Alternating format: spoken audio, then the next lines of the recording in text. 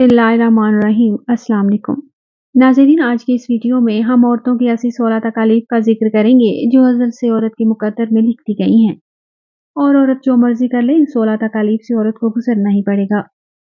इन 16 तकालीफ का जिक्र करने से पहले मुनासिब है कि औरत के मुतालिक कुछ फ़ज़ाइल और नबी करीम सल्लल्लाहु अलैहि वसल्लम का औरतों के मुतालिक रवैया कैसा था बयान करें, ताकि औरतें अपने आप को कमतर ना समझें। हुज़ूर सल्लल्लाहु अलैहि वसल्लम का अपनी अज़वाज के साथ किस तरह बेतकल्लुफ़, पुरलुत्फ़ और दोस्ताना ताल्लुक था, इसका अंदाज़ा मंदरजा झैल वाक़े से लगाया जा सकता है। एक मरतबा हुज़ूर सल्लल्लाहु अलैहि वसल्लम ने हज़रत आयशा रज़ियल्लाहु तआला अन्हा से फरमाया कि जब तुम मुझसे राज़ी होती हो और जब तुम मुझसे नाराज़ होती हो, दोनों हालतों का मुझे इल्म हो जाता है। रज़ियल्लाहु तआला अन्हा ने पूछा, या रसूलल्लाह सल्लल्लाहु अलैहि वसल्लम किस तरह इल्म हो जाता है? आप सल्लल्लाहु अलैहि वसल्लम ने फरमाया कि जब तुम मुझसे राज़ी होती हो तो मोहम्मद के रब की कसम के अल्फाज से कसम खाती हो, और जब तुम मुझसे नाराज़ होती हो तो इब्राहीम के रब के अल्फाज से कसम खाती हो। उस वक़्त तुम मेरा नाम नहीं लेती बल्कि हज़रत इब्राहीम का नाम लेती हो। हज़रत आयशा रज़ियल्लाहु तआला अन्हा ने फरमाया, या रसूलल्लाह सल्लल्लाहु अलैहि वसल्लम, मैं सिर्फ आपका नाम ही छोड़ती हूँ, नाम के अलावा कुछ नहीं छोड़ती।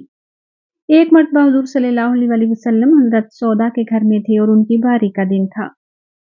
हज़रत आयशा ने हुज़ूर सल्लल्लाहु अलैहि वसल्लम के लिए हलवा पकाया और हज़रत सौदा के घर पर लाईं और लाकर हुज़ूर सल्लल्लाहु अलैहि वसल्लम के सामने रख दिया, और हज़रत सौदा भी साथ बैठी हुई थी। उनसे कहा कि तुम भी खाओ।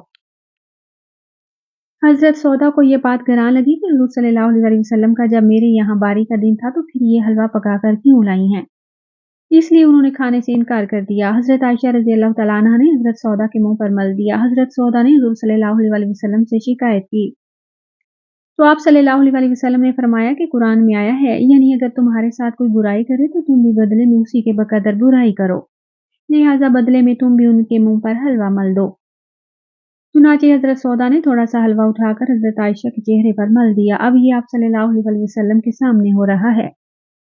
इस दौरान हज़रत उमर रज़ियल्लाहु तआला अन्हु की आमद हुई तो हुज़ूर सल्लल्लाहु अलैहि वसल्लम ने उन दोनों को मुंह धोने को कहा। हज़रत आयशा रज़ियल्लाहु तआला अन्हा से मरवी है कि मैं एक सफ़र में हुज़ूर सल्लल्लाहु अलैहि वसल्लम के साथ थी, तो पैदल दौड़ में हुज़ूर सल्लल्लाहु अलैहि वसल्लम के साथ हमारा मुकाबला हुआ तो मैं जीत गई और आगे निकल गई।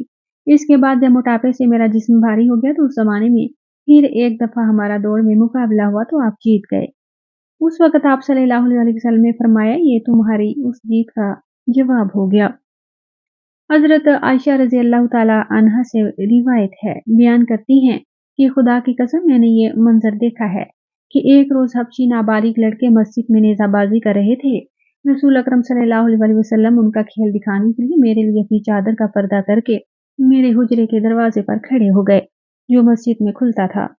सल्लल्लाहु अलैहि वसल्लम के कांधे के दरमियान से उनका खेल देखती रही, यहाँ तक कि मेरा जी भर गया और मैं खुद ही लौट आई।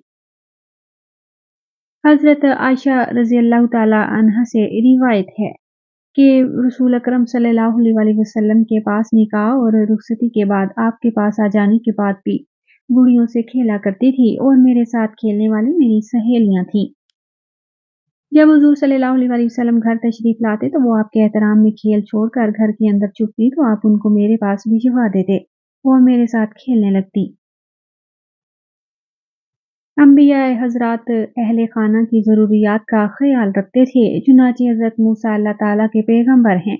उनकी बीवी बीमार हालत में उन्हें सर्दी लगी और वक्त के पैगंबर आग ढूंढने के लिए चल पड़े।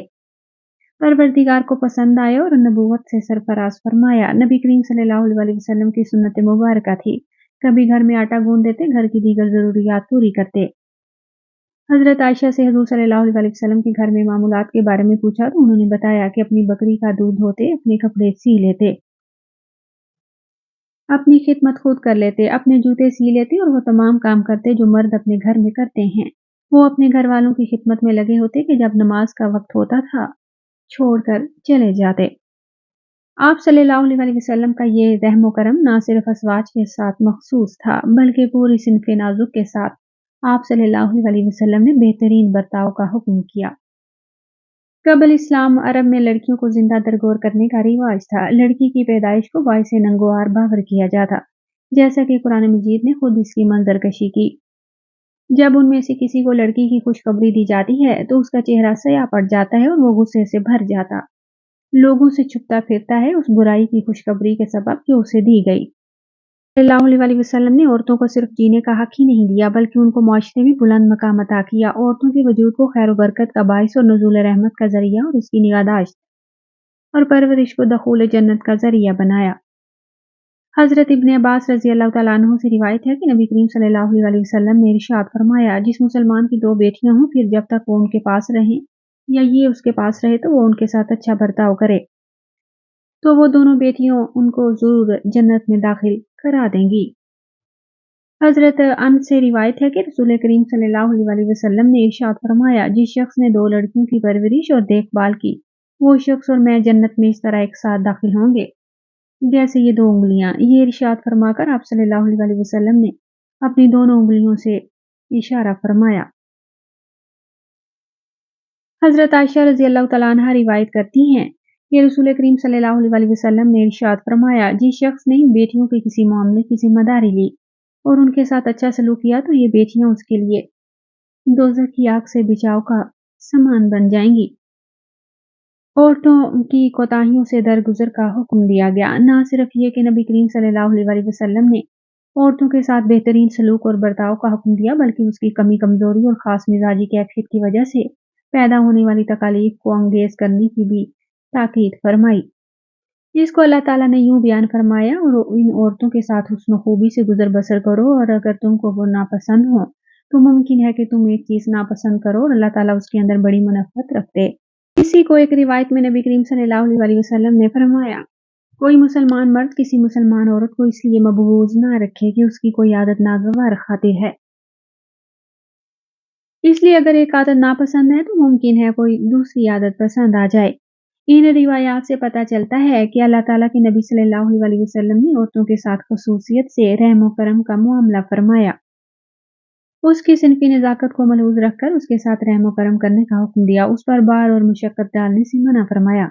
उस पर बेजा सख्ती से रोका, उसको जिल्लत से निकाल कर इज्जत और वकार का लिबास पहनाया।